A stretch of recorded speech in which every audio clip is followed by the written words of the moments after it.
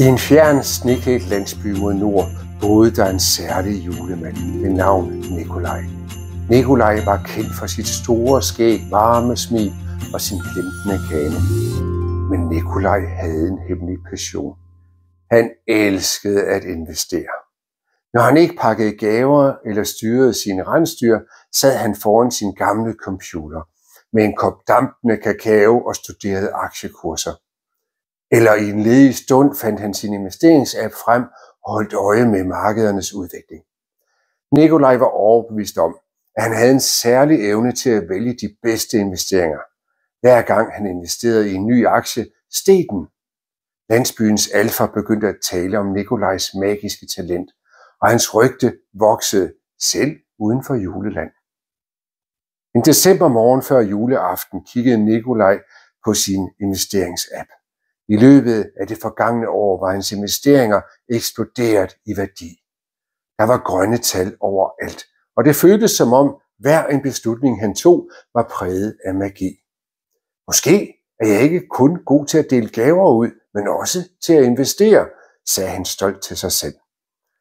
Selveste julelands ældste alf, den kloge hr. Kogle, kom forbi og spurgte Nikolaj: "Sig mig, Nikolaj, hvad er din hemmelighed? Hvordan vælger du altid de rigtige aktier?" "Jo, jeg følger markedet tæt, læser analyser og nyheder og timer mine køb og salg," svarede Nikolaj og blinkede.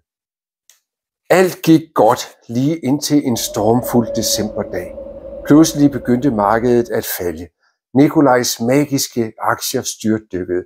Røde tal overtog de grønne, og hans konto skrumpede hurtigere end en snemand i forårssol. Nikolaj blev forvirret og bedrøvet. Hvor var hans magi blevet af? Havde han mistet sin evne? Han begyndte at tvivle på sig selv. Hvad skulle han gøre nu? Hr. Kogle bankede blidt på døren og trådte ind.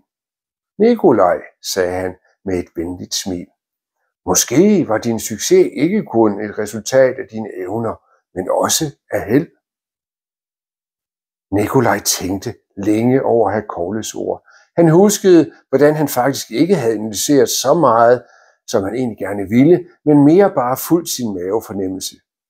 Måske havde han været vældig heldig, ligesom når snefnug tilfældigt lander og alligevel skaber et perfekt snelandskab.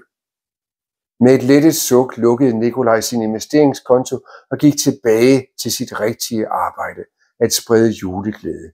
Han besluttede sig for, at han ville overlade investeringerne til eksperterne og fokusere på det, han elskede allermest.